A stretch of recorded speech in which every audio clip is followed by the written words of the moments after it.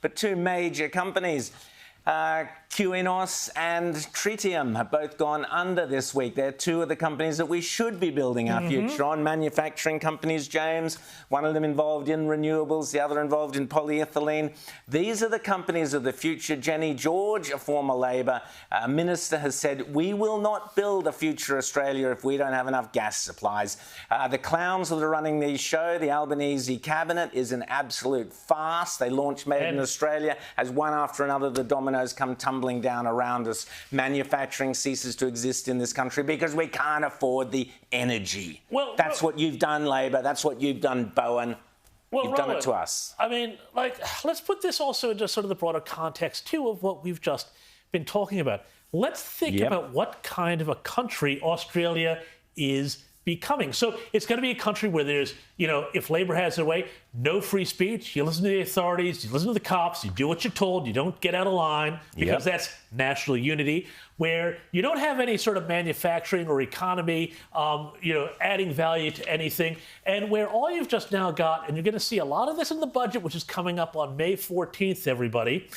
Watch for your tax dollars being put into funds, many of which are going to be off-budget funds to encourage industry, they're going to say, but which is going to go to big-time investors, all of your AGLs, all your Michael Cannon Brooks, all of these sorts of people out there who have got their hand in the government trough here for these solar schemes and all of these other things where they're guaranteed a return by your tax money because they don't actually have to provide the cheap energy anymore. But we are a country that should be so prosperous off the bat of cheap and plentiful, constant energy, and we are throwing away with both hands. Our economy is going in the toilet if we don't have this. We're propping up the GDP with mass migration, with all the effects that has on everything from housing to social cohesion, as we've talked about, and we're not going to be allowed to talk about it. Is this the Australia that we want? I really, really hope that's not where we're going, but think about it.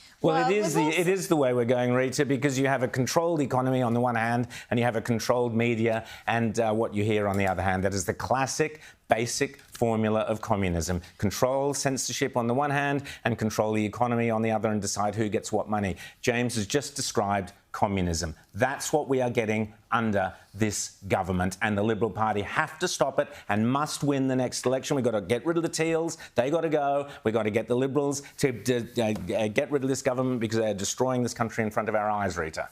Yes, and this plan to become some sort of a solar panel superpower, it is so absurd that even the leftist Grattan Institute has mocked it. I mean, it is patently ludicrous to think that with one of the highest paid workforces anywhere in the world, we're going to manufacture solar panels that are going to compete with China using Uyghur slave labour.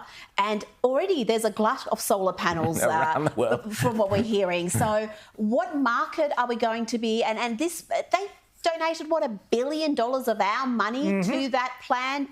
And who becomes rich from that? The people who are already becoming very rich through renewables, mainly through taxpayer largesse. And if you question it, you can't question it, because don't forget, the government and the police are the sole source of all information.